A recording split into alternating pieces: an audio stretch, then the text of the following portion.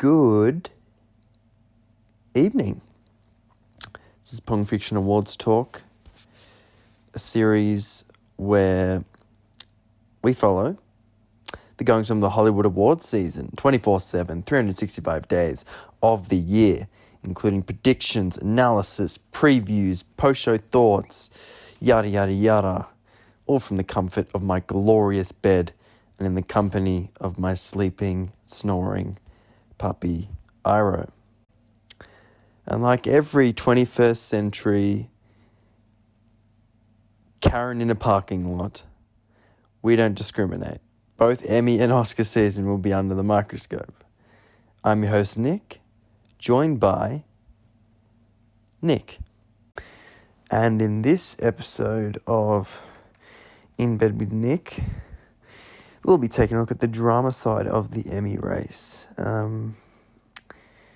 And as I've said before in the previous episodes with comedy, we're going to be using Gold Derby as the medium of choice. It's free. It's a cool website. Good bunch of blokes. It's a predictions hub where you can make your predictions and see how you fare against everyone else. It's loads of fun. You don't have to be a full-on expert. You can just do as many categories as you feel comfortable with. I highly recommend it, especially if you like, the Emmys, and it gives you shows, it literally gives you shows on a leaderboard that you can just go and watch if you want to sort of get up to date, and sort of really hardcore follow like I do. I've watched nearly every one that's in contention. Yes, I'm sad. Stop getting sad at me for being sad, okay? Alright. Get up the leaderboard and then I'll get up my predictions. Okay, my predictions there. Bang. Update. Alright. They just released new photos for each actress and actor, and it looks so much better. They used to have really old photos that just made them look retarded. Alright. Drama. This is where it gets really interesting. Unlike comedy series, this is not wide open. This is chaotic. There is a lot of powerhouses in contention here. Game of Thrones had it easy. I'll just put it lightly. This is an absolute fuckfest. And that's not an exaggeration. We have so many heavyweights coming back. We have the return of Westworld. Oh my God, we got the return of Westworld, the return of The Crown, the return of Big Little Lies, the return of Stranger Things. It's the return of Homeland for their last season. It's an absolute slaughtery. And then you've got new shows like The Morning Show, The Outsider, Euphoria, Mandalorian. Then you've also got returning shows like Ozark, Succession, Better Call Saul, The Handmaid's Tale, Pose, Killing Eve. So This Is Us. It's I'd say there's a good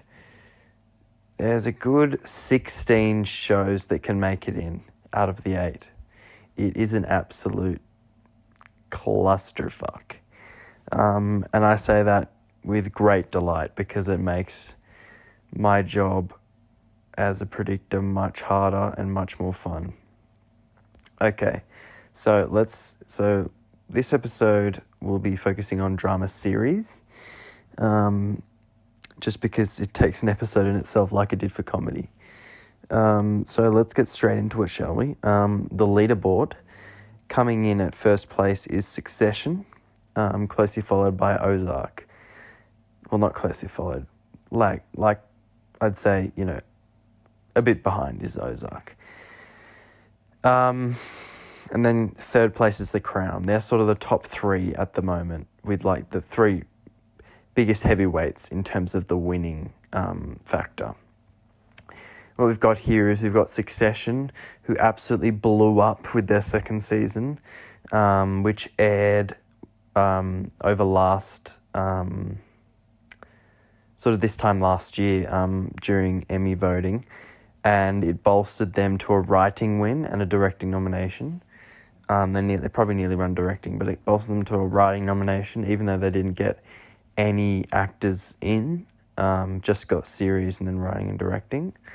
But what we saw was post Emmys, they won the Globe, they won the Critics' Choice. They absolutely blew up. They still don't have the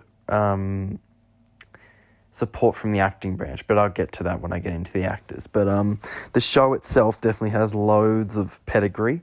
It is 100% the front runner. I've watched it. It's fucking mad. It's like super out there. Not out there. It's just intense and like awesomely toxic. Like you've got this absolute like acid wit coming through with the rapid fire dialogue, very dialogue heavy. The actors are just amazing. I just absolutely love it. And that's why it deserves to be where it is. And I don't see it getting torn down at the moment, especially heading into nominations, but we'll have to see, won't we? Coming in number 2, and I have that in my number 1 spot. That is why I have it in my number 1 spot. Coming in at number 2 on the leaderboard is Ozark. Now, Ozark's a bit of an interesting one.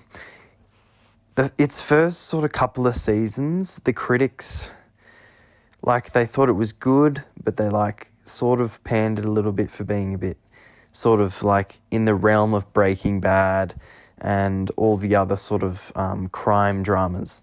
It sort of paled in comparison, really. But season 3 really, came into its own. I haven't watched season 3. I watched the first 2 seasons.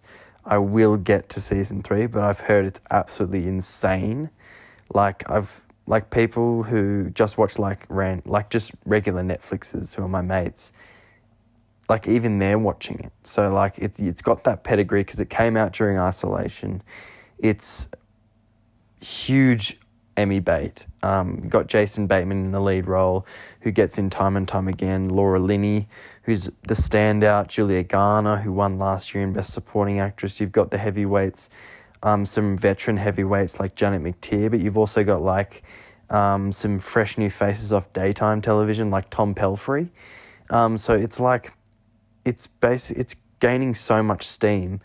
And I think it's going to explode. I think we're going to see, they gave us a bit of bait with the directing win and Julia Garner last year, and I think we're really going to see an expansion in the nominations.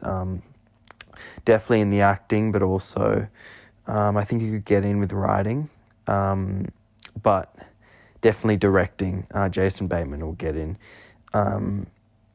They love Jason Bateman. And whether this year will be his... I'll get to acting later, but whether this year will be his time to finally get his acting win, we'll have to wait and see. But yeah, that's where I stand with Ozark. I think in my mind, if any series has the chance to win, it's Ozark. It's got the passion. The Television Academy love it because even when the critics panned it, it got in all the necessary places. So... in that respect, it's very much like a people's and actors. It's very popular at the SAGs. It's very much an actors show. So, and that's always good to have because obviously if you're getting all the actors in, it's hard to miss for series. So yeah, I think that's something that also propels the morning show, which I'll get to very shortly. Coming in at and that's why I have Ozark at 4th. I'll get to that. I'll get to that later, but the reason I have it fourth is because in terms of chances of getting nominated, which is what I'm basing these off right now with my predictions, it's not who I think will win. It is who I think has the highest chance of getting nominated. And that's why I have Succession number 1, because it just won't miss. And that's why I have The Crown at number 2, because it's simple. The Crown is not missing. The Crown is getting in, despite sort of, not as great reception as the first 2 seasons. It still has the illustrious production design, the flawless, not flawless, the heavyweight actresses and actors, and the support from the older Academy members, obviously, because they like to sort of jerk themselves off Hollywood, sucking off Hollywood sort of thing. And we'll see royalty sucking off royalty with them getting all over the Crown. And that's why I have it number 2. In terms of getting nominated, it always gets loads of nominations. We saw that with season 2, especially. And it got Claire Foy, the actress, win, even though it wasn't able to win drama series. It still has a support. And we'll see with the actresses in this year, in this season, the actors will definitely help them in bolstering their chances. But definitely the amount of nominations they're going to get, I would compare it to Marvelous Mrs. Maisel on the comedy side. It's such an established cinematic experience for the viewer, and it's going to get so many stuff below the line that it's just undeniable that it's going to get in for drama series and be a big player. So that's why I have it at number 2 over Ozark for the moment. And coming in at number 3, and in number 4 on Gold Derby's leaderboard is Better Call Saul. This is my favourite drama on TV right now. It's absolutely intense. It's getting better every season. I'm obviously a Breaking Bad lover. I was a big fan of that show, and I'm a huge fan of this show. What I love about it is it's still able to slowly incorporate the elements of Breaking Bad that's inevitably it's making or leading up to, while also being the individual character study that it set out to be from the first season. And I think Vince Gilligan has done a great job of establishing this character that was very much comic relief in Breaking Bad, but now a very deep and dark character. And we also see the fleshing out of other interesting characters, like Mike and like Kim, and even, Gus and all those, which is very intriguing. And the drug stuff is intense. The lawyer stuff is very heated, and it's just a great show to watch. Highly recommend it, especially even if you haven't watched Breaking Bad. I'd say watch it, but I'd say you just appreciate it that much more when you've watched Breaking Bad. So yeah, that's why I have it number 3. Now, obviously, it's never won an Emmy. And that's very hard to believe out of, I don't know how many nominations it's had now. Like a ridiculous amount of nominations, like 50-something nominations. It hasn't won one. So that is concerning. But it gets the same amount of nominations each year, which is about 13, I think. Don't quote me on that. But they still get time and time again the same amount of nominations. However, this season was highly praised, and it was the most Breaking Bad-ish esque one yet, and I think that's why it's going to break in with the actresses, which I'll get into later. But I think it definitely has the support. It's going to get in for directing for Bagman, one of the best episodes I've ever watched in my life. The finale as well. That's undeniable. The writing in the finale, I hope gets in, just like Winner did for last season. Their finale was Winner, so I think they have a very good chance in those categories. Obviously, I think supporting actor is going to be huge. I think they're going to break in with a couple, maybe 3. I'll get to those later, but definitely Bob Odenkirk, and I'm also predicting Ray Seahorn, but obviously I'll get to that when we get into the acting. But all I'm trying to say is that it has the support from all sides, and then we've also got the below the line for like stunt and editing. They have great editing, so like it's got the support. People are saying that like there's no passion for it. I just think that's a straight false, because they wouldn't have nominated Giancarlo Esposito last year or Michael McKean if they weren't watching the show and if they didn't love the show. So that's just total bullshit. If people are saying that's bullshit, and you'll see that when the nominations come out, there is no way it is missing. It is in the top 4. And I believe that this season will be the buffer, and it will establish itself as a force to be reckoned with for its final season, which I believe that it will take it out and win drama series. I don't think it can win this year. I don't think it will win this year. I think it can win. I don't think it will win. I think that the Academy is probably going to wait to reward it fully as the drama series next year for its, or maybe the year after, depending on what happens with COVID, for its final season. Which we all know is just going to be absolutely banging.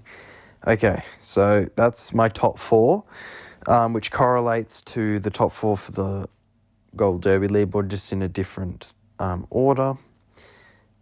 Okay, now let's move on to number 5, The Handmaid's Tale. Now, The Handmaid's Tale. The Handmaid's Tale is the only show that I haven't watched. And I have this feeling that given the current climate, The Handmaid's Tale is so dark, it's so dystopian, it's so like pessimistic, and there's like no hope, and it's abusive and like it's violent, that I don't think that it's something that voters will be wanting to turn on in this time. Someone said it in a video that I was watching, and I really cemented in my mind what is going to happen with The Handmaid's Tale.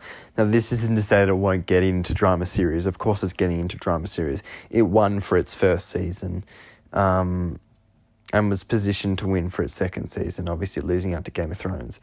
But we saw from last year that it wasn't even eligible for drama series, yet it still got tied.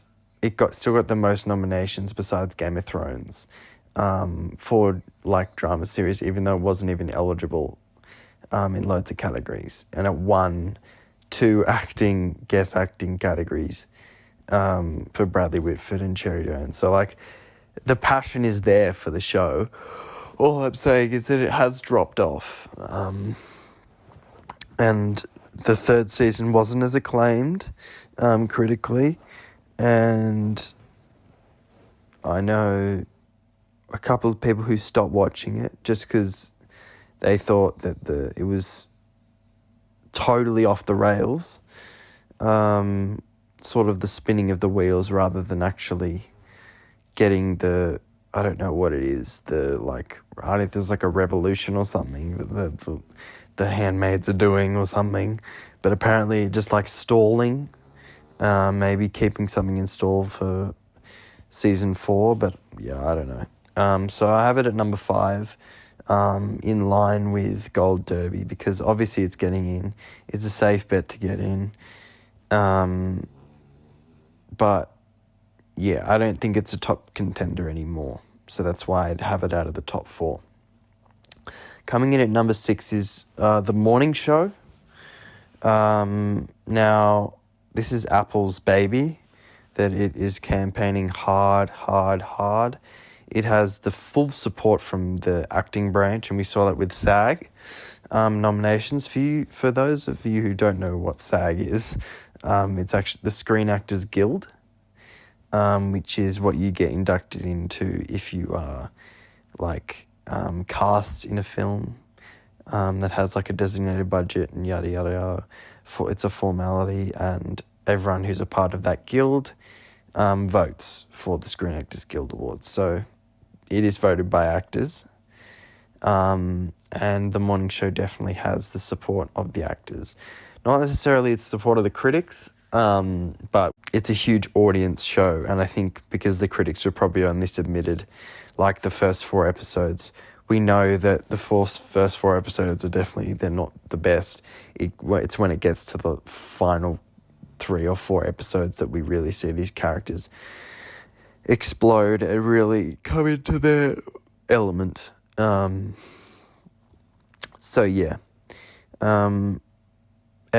I think the support for the morning show will be evident. They got in at TCA for Best New Program, and for a show that was not well received by critics, to get in at the Television Critics Association is a pretty big thing. Don't take that lightly.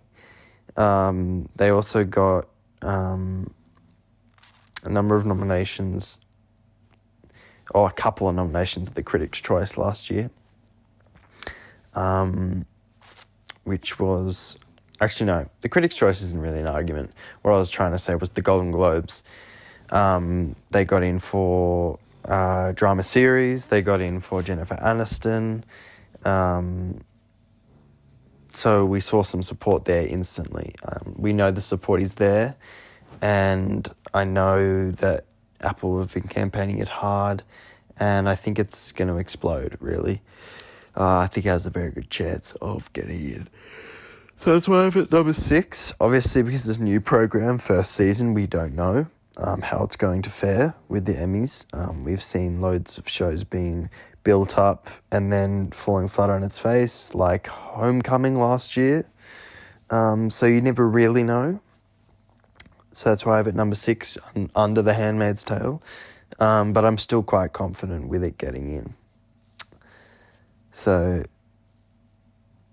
those 2 are in line with Gold Derby's odds, so Handmaid's Tale and Morning Show. So they're both at my 5th and 6th slot. Now coming in number 7 is Westworld. Coming in number 7 on Gold Derby's website is Big Little Lies. This is an interesting one. Most watched program on HBO in 2019. The first season in limited series swept 1 series, actress, a supporting actress, supporting actor, both at the Globes and the Emmys, and SAG. It dominated. The problem with the second season was it had no source material. Well, it was based on a little novella, but I think it lost some of its steam. Didn't have as much sort of juicy material to delve into. However, the performances were absolutely mad. Meryl Streep was ridiculously good. Even though, some people say she's overrated these days, she was ridiculously good in Big Little Lies. I watched it with my mum, and all she kept saying was, "Oh my God, I hate Meryl Streep. Oh, I just hate Meryl Streep." And I was like, "Well, she's doing her job well, Mum." And then she was like, "Oh yeah, that's all right." So she makes an instant impression. And of course, Laura Dern, established, Nicole Kidman, Reese Witherspoon, Zoe Kravitz, Shailene Woodley. You've got that huge cast of just absolute powerhouse actresses that are driving this project. The problem is, though, it came out in June. That's a freaking long time ago. It's over a year ago now. So, like, we got to think about how much they've forgotten about this show. That's why I don't have it predicted. It's too far long ago. And while I loved most of the season, the finale was trash. Played way too safe, and it was really nothing special. And it sort of left us with a sour taste in our mouth. And it's probably the taste that we have when we reminisce and remember it. So that's why I don't have it in. I could be wrong, but then again, it is HBO. HBO have a fuck ton of people there campaigning. So I don't know whether it dwindles in that aspect, because they've got obviously pushing Succession forward.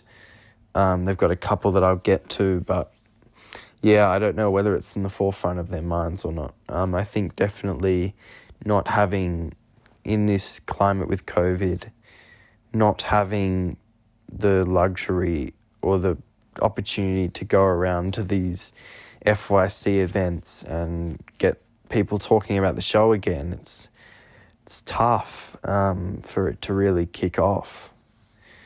So that's where I'm at with that, and that's why I don't have it in. Coming in at number 8 is Pose. Pose is much of the same, really. It got in for its first season last year. It's on FX, which I talked about in my comedy series episode 1. And what we found was that it was actually much more of a heavyweight in the drama than it was in the comedies. And I think that's going to help it out. Something else that'll help it out is that its second season was a lot better than its first, but along the same lines, it was released last year during the summer. Same time, about around this time last year. The third season is not getting released now-ish due to the virus, and I think that's going to hurt it. And last year, although it got in last year, it was a surprise nominee. The only other nomination above the line was Billy Porter, who of course won for external reasons. Obviously his performance was great, but there was also, the milestone and the narrative, which we like to think doesn't matter, but in politics flood these Hollywood award seasons. So that's why I say that it is external. And last year there was no competition. It was Game of Thrones versus Killing Eve. Like, if that's not enough to tell you, then I don't know what is. So this time around, I think it's going to be much harder, and I think them putting the Gold Derby, having it at number 8, is very generous. And I see it missing. I don't see it making in. I stand by that, and I will be very surprised if it gets in, and I'm almost certain that it will not. I'm going out on a limb for that. Okay, coming in at number 9, and a previous 2-time drama series nominee weirdly dropped off. Stranger Things. Now, Stranger Things is interesting because its first 2 seasons were so acclaimed. It nearly won for its first season back in 2017, I think. Yeah, back in 2017. Millie Bobby Brown is always recognised. Recently, David Harbour, and also used to be Winona Ryder. But unfortunately, we're seeing the support from the acting branch diminish slightly. It's still scraped into SAG Ensemble, which is very important. I'm pretty sure it's still got David Harbour, but they dropped off Millie Bobby Brown. David Harbour.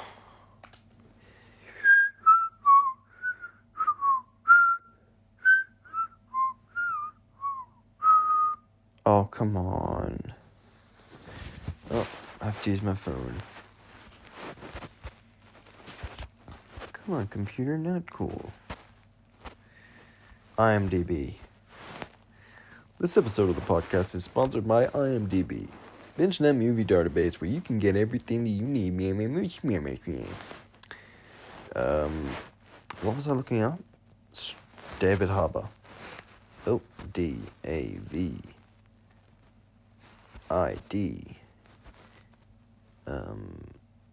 H. Bang.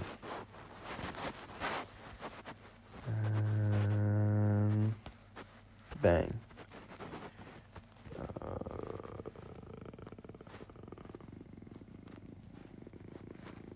Didn't get in at Critics' Choice. SAG. Yes, he still... Wait. Yes, he still got in at SAG.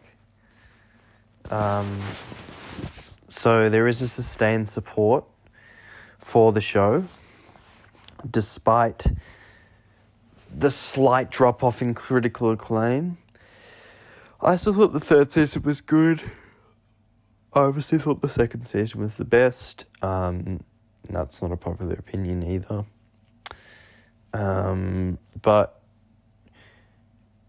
definitely the expansion to 8 nominees due to the new Emmy voting system will help, especially because of the popularity of the show.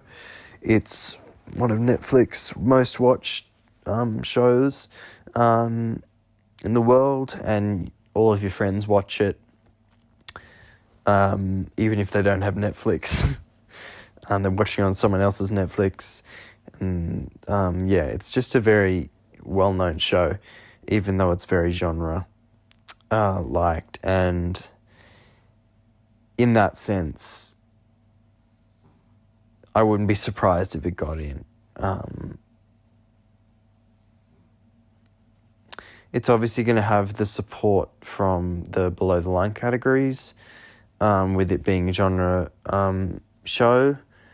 But even if it does get in, I think that it is losing steam rapidly.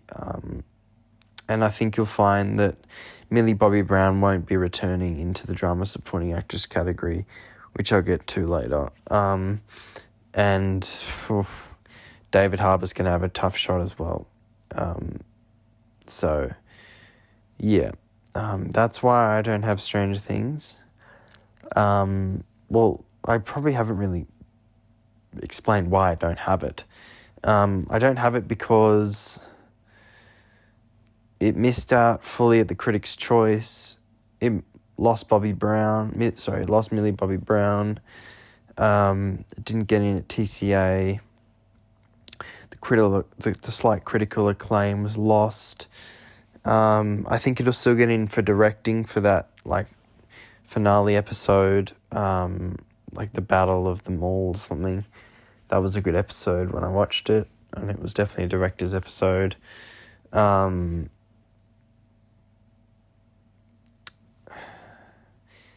Just because of how many potential nominees, I think it's just been sort of moved out a little bit, and it seems like it's its ship has sailed. A bit like Mr. Robot. A bit genre.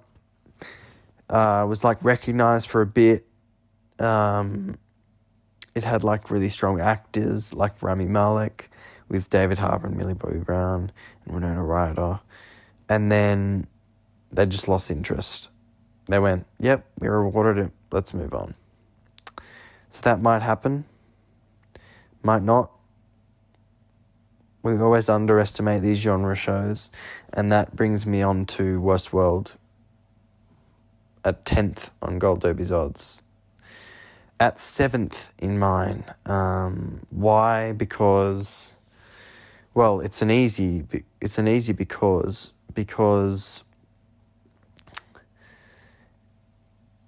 it was so well recognised for its first 2 seasons. An absolute powerhouse in the nominations, above and below the line. We see actors getting in left, right and centre, directing, writing. It won supporting actress. It even got in Ed Harris for lead actor last year when people thought that, some were going to drop. They just added. And even though the 3rd season lost its acclaim, it was actually easier to follow. And I think that might help, considering how hard the 2nd season was to follow, even for hardcore viewers, which I obviously like better, and regular viewers and lovers of Westworld obviously aren't going to be as enthused about it. But, Emmy voters, I think, will find more comfort in that.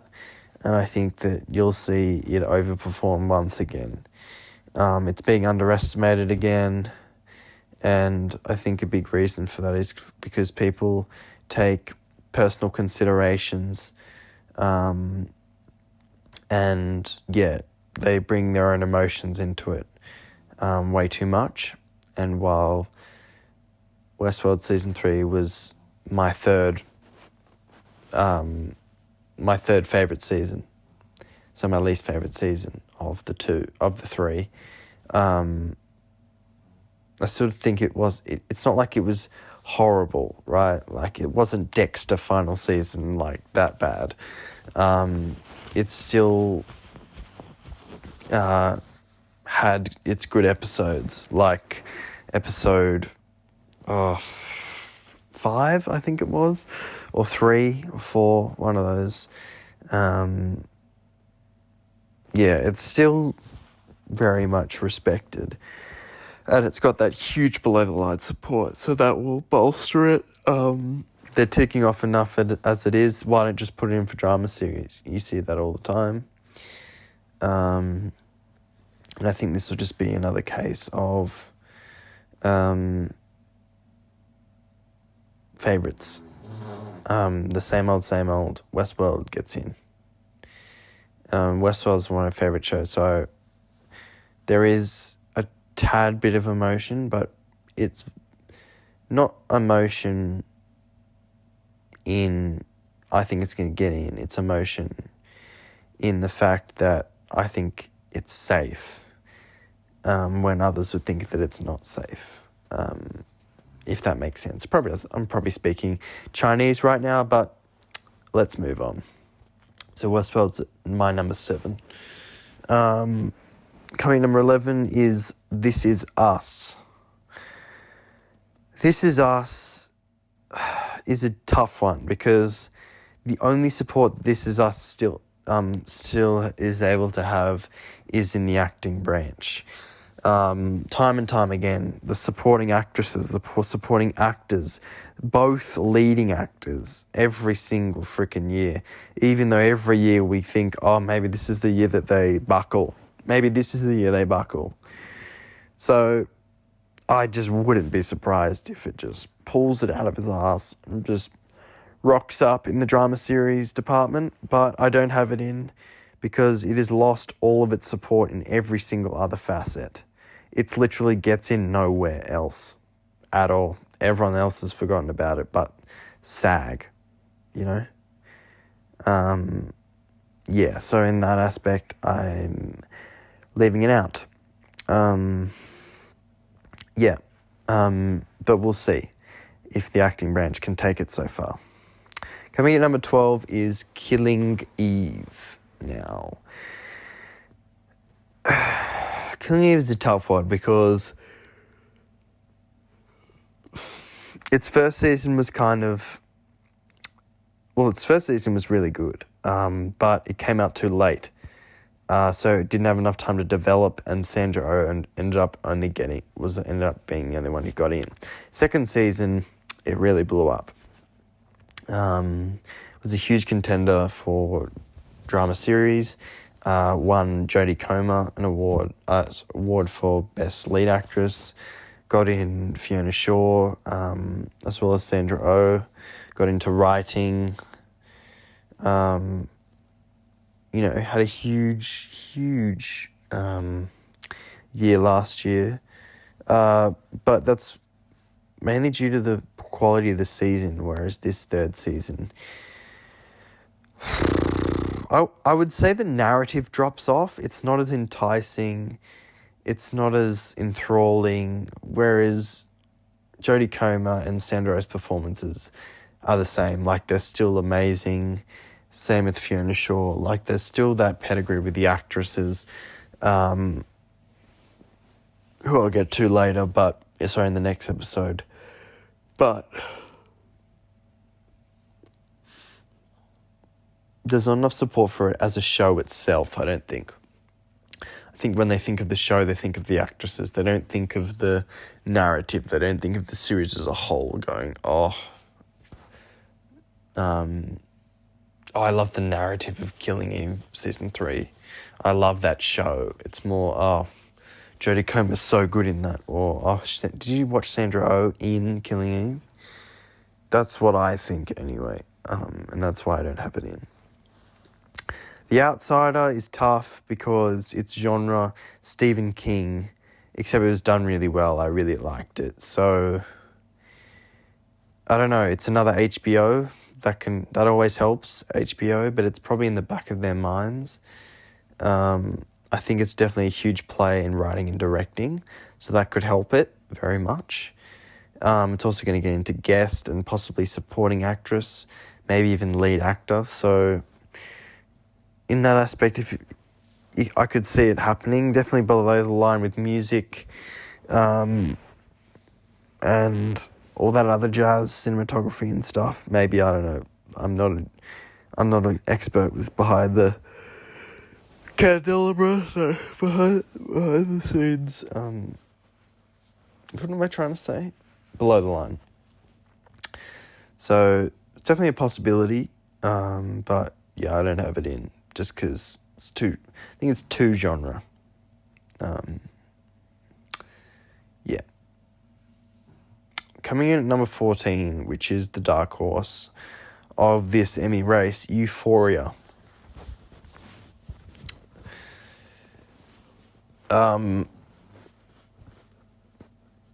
Euphoria is tough because I loved Euphoria, but I thought it was going to be way too niche for the Emmys, but then it just seems to be getting in everywhere, which is weird for a show like this, about like drug-taking teens and sex drive families with fucked up fathers. But we saw that it got in at BAFTA, got in at TCA, got Zendaya in at Critics' Choice. It's just odd. So there's definitely support for it in the industry. And I if I was you, I'd put it in my 8th slot. I don't have it in, but I'm very, like, on the 28th of July in, like, 7 o'clock, I might just go, you know what, fuck it, bang. Put it in. Just because it is that dark horse that the Academy could gravitate to, because it is lovely, nice and hip. With the younger voters, could be getting around that shit. It's obviously got Zendaya, who's hot and great in it. Obviously, she gives her career best performance by far. So definitely could see it getting in. And if it doesn't, it's unlucky. It's another HBO show, one of the 65 that HBO is submitting and campaigning. Funnily enough, they're actually campaigning this quite well, subtly, but it is everywhere, even in Australia. I see it all the time being advertised. So that's on the internet, obviously. There aren't billboards in Canberra. So, yeah, I think that it definitely has a higher chance than This Is Us, Killing Eve, and Pose. In my opinion, IMO. I think it's in 9th. And coming in number 15, which is my long shot pick, Homeland. Now, I know what you're thinking. If you're thinking anything, you're probably fallen asleep by now, but fuck it. Homeland is intriguing because it obviously dropped off with the passion of the Academy. They don't really favour it anymore. It sort of dropped off midway. But something that I do know is that its final season was absolutely banging. It capped it off perfectly. Now, I haven't watched the show myself, but my parents do. And I asked them about it, and they said it was the best season yet. And obviously they didn't know it was the final season. They said, I can't wait till the next one. And I had to tell them, no, that's it. And they went, oh, are you serious? And then they said, oh, no, that was actually quite a good way to finish. So Mandy Patinkin randomly gets in from time to time after it dropped off. But other than that, it's sort of gone off the radar. But I think that Emmys love a goodbye hug with a nomination. We haven't seen that recently, but on the drama side it definitely happens. Not so much on the comedy, but on the drama side with Game of Thrones and other big shows. So, we'll see. The Americans, those kind of shows. But we'll see. I definitely, if I'm changing, it'd be to Euphoria. Yeah, so that's what I have that in my number 8. The last show that I think has a chance is 13 Reasons Why. I'm kidding.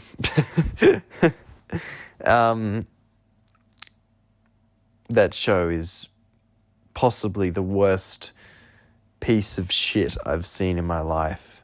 The sort of thing that could clear a funeral parlor.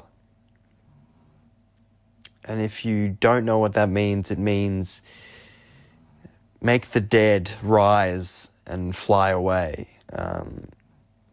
So yeah, it's a pretty pungent turd. Yeah, let's just stop talking about 13 Reasons Why before we all kill ourselves like that chick in the first season. 16th, the last one that I think has a chance is The Manda-fucking-Lorian. Disney Plus, Star Wars, any other year. No fucking way this is getting in. This year, yes fucking way it has a chance. Why? Because everyone is stuck at home with nothing to do, Disney Plus to watch. They're campaigning it everywhere with Disney Plus. They know that it has a chance. Taika Waititi's going to get in for directing the finale. It's going to get hugely embraced in the below the line categories, like every Star Wars thing. So in that aspect, the tech and the behind the directing could bolster it. And everyone watched it. It had huge viewership. 40 million people watched it or something. Something ridiculous on a streaming service. That's freaking ridiculous. Let's actually have a look at how many views it actually got. Mandalorian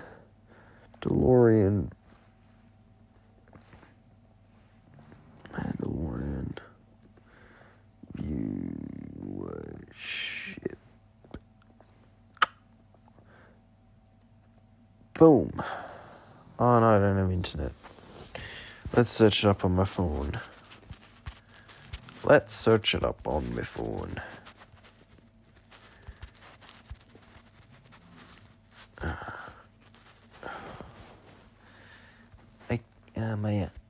My nose. What am I searching up again? Fuck, what am I searching up? Oh, fuck, what am I searching up? Fuck, buddy. What was I doing?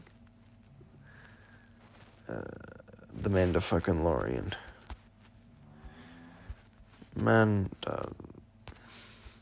The Mandalorian. The viewership. Tell me, why are you gay? Who says I'm gay? You are gay.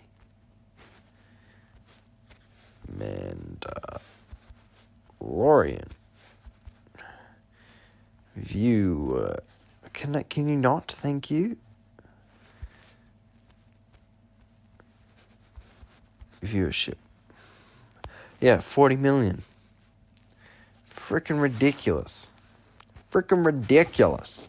Ridiculous intensity. So we know, we know that they are gonna watch it. No, we know that they watched it. We know that they loved it. It was very acclaimed. I loved it. Everyone loved it. Baby Yoda went viral. Everyone watched it for Baby Yoda, but everyone ended up loving it. Especially that last episode. God, that was banging. So that's the last long shot that I could see getting in. Obviously, that'd be like if Star Wars The Force Awakens got in, and we know that didn't get in. But we'll see if the TV Academy is more progressive, and we have seen that with the amount of genre films it's been able to, the genre shows it's been able to sustain.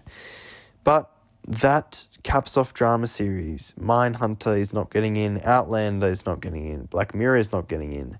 Good Fight, Mr. Robot, Good Doctor, Peaky Blinders, You, Central Florida, Orange is the New Black, Billions, 911, The Witcher, The Boys, The New Pope, and 13 Reasons Why, Altered Carbon, Carnival Row, The Juice, Goliath, Homecoming Season 2, Hunters, Narcos Mexico.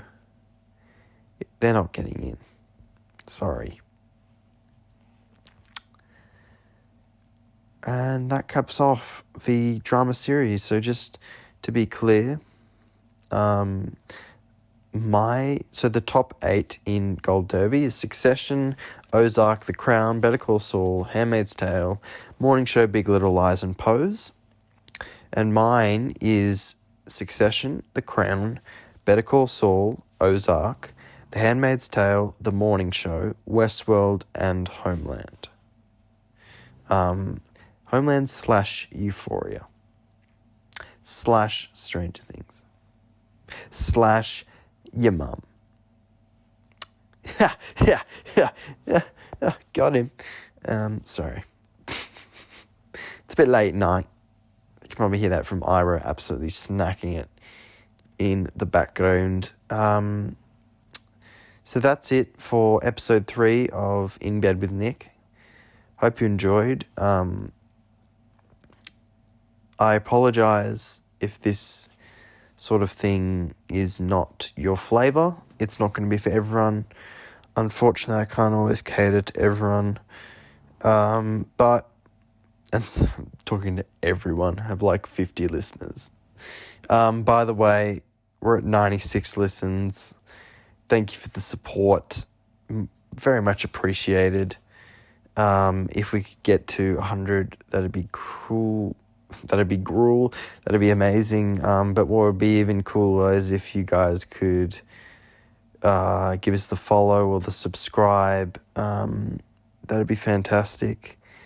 We're available on Apple Podcasts, Google Podcasts, Spotify, loads of shit, the podcast app. What are the other ones? Deezer, Caster, Castbox, your mum, Habib, Muhammad, Josephine, and Rami Youssef. Run everywhere. And I've just started our YouTube. Just put everything on YouTube as well. Most of our stuff is on YouTube now, and by that I mean like our first 3 Pong Fiction episodes, as well as soon to be coming out tomorrow night at 8:30 p.m. Both of the awards talk comedy episodes. So our monthly Pong Fiction episodes will be coming out at the end of each month, the last day of each month, at 8:30 p.m. Australian Eastern Standard Time. In America, I don't know what time that is, neither in the UK or wherever you're listening to this from. Yeah. What else was I going to say? Oh, if you have any suggestions, comment on whatever sort of platform you're watching this on, and if you could give us a subscribe or a like, that'd be great. It means not much, because I hate you and I want to track you down and kill you, but it'd also be greatly appreciated. Sorry, it's quite late at night, and I'm just sacrificed my whole life to put all my effort into these podcasts. No, I'm kidding. This is just something that we like to do Gus and I want to do in our spare time, and we might as well share it with you, guys. If you guys like it, that's cool. Show us the love. Not a big deal though. We're just happy that you're tuning in to listen. We didn't think anyone was actually going to listen to it. We thought it was just going to stay at 0 listens. So to be nearly at 100 listens after a little over a month is pretty cool. So in that aspect, we're very thankful. As I said, we're available on all on those podcast places. We're on Spreaker as well, for all you low lives. And yeah, so we've got a YouTube account if you'd like to subscribe to that. There's a comment section there, which is probably the primary reason why we put it on there. If you have any suggestions for any films or any segment ideas or any shade that you want to throw at us, if you want to abuse us, if you want to praise us, all are welcome, because we hate you as well. And we want to kill you and track you down as much as you do. For us, that is the Australian culture. An eye for an eye. A death for a death. So that's it for drama series. I'll be coming at you with the acting very shortly, in episode 4. So that's that. And stay